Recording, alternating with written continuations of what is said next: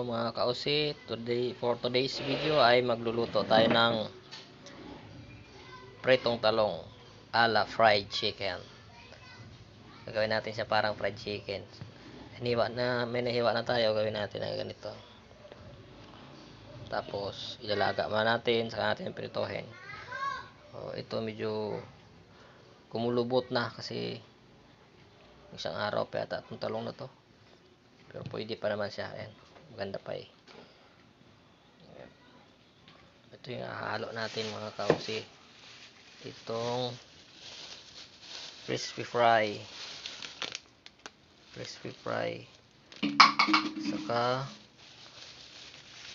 bili tayo ng ketchup. Sasawsaw natin mamaya. Itlog. 2 itlog. Saka paminta. Pamintang durog. Ayan. Gagawin na natin. Ayan mga kausi, nahiwa na natin yung ating talong lahat ng pa-4 na slide, 4 na hiwa. Tapos nahugasan na rin natin. Ayan, nahugasan na rin natin to. So ilalaga muna natin to. Tapos after nating ilaga, ano na natin siya, ready to fry. Lagyan na lang natin ng coating. Nilaga na natin, kumukulo na yung ating talong. Pero medyo alanganin pa, hilaw-hilaw pa. Maya konti.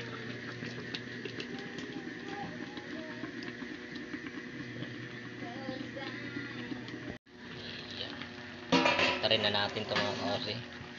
Baliktarin natin yung ating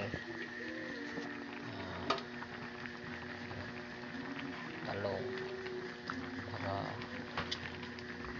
hindi na siya mamaya tuhin.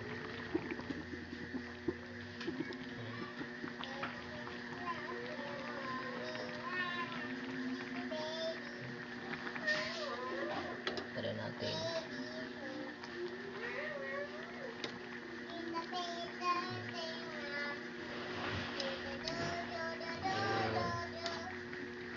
Tapos ano lang natin ng konti, pakulaan natin konti, tapos prituhin na natin, ano na natin siya, lublob sa gagawa tayo ng ating pang-coating. So ito na nga mga kausi, na palamig na natin tong ating talong. At ano na, ilagay muna natin dito sa ito.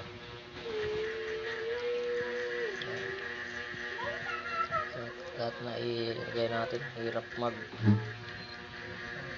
tayong maghahawak ng ating video.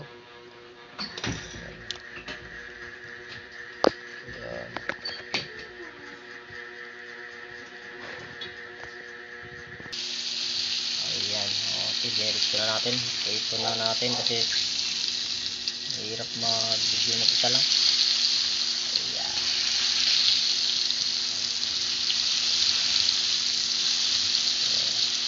So ito na yung kinalabasan niya. Parang siyang torta din, pero mas masarap sa tingnan sa tortang talong.